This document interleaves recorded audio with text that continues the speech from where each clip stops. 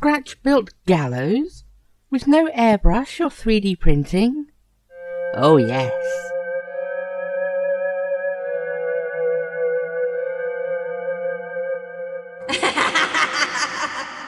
So I'm building a gallows from scratch to go with my forest terrain. For this I'm using balsa wood, ice lolly sticks and string with only my trusty box cutter and glue gun. I want to see how easy it is without having to buy other tools. Like my previous coaster pieces, I shall use a 10cm or 4-inch MDF disc with a polystyrene topper to create a landform. After all, what is the point of a public hanging if the folk at the back can't see it? Firstly, I carve ridges for the steps with my hot foam cutter wand thing. The steps are made from ice lolly or popsicle sticks glued onto the ridges. These are also used for the decking on the platform, leaving space for where the vertical beams will join the base. I cut the two side beams to the same length before measuring the cross beam by eye. I am going for the old style short drop type because the condemned would put on a good show for the crowd. I then mix up some sculptor mould to put over the polystyrene and between the gaps.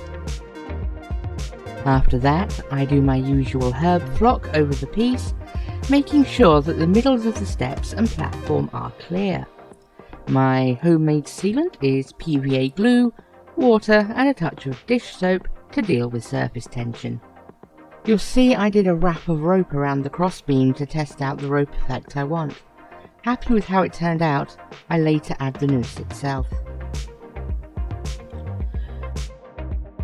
If you like what you see here, please consider hitting the like button and subscribing for more. It really helps the channel. I always like to start with a zenithal base coat. I use a green and orange and turquoise to give some contrast to the vegetation.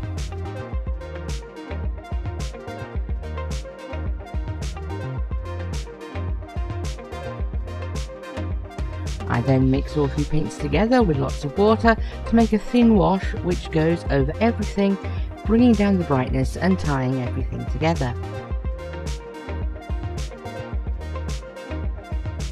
Everything then gets a dry brush with a tan or a bone white colour to further tie it together. With the noose, I wanted to give it the illusion of weight, so after using super glue to fix the loop and attach it to the beam, I gently pull it straight down and saturate it with super glue. I then give it the same paint as the rest of the rope.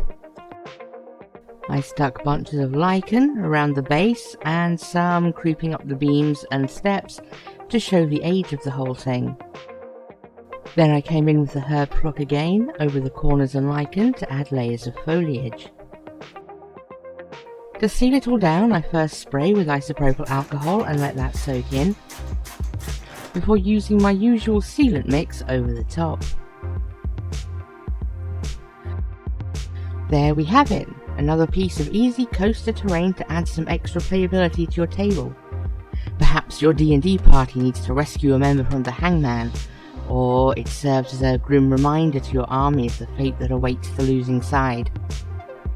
Enjoy the following shots of the finished piece, and I'll catch you next time on Bleeding Tree Gaming.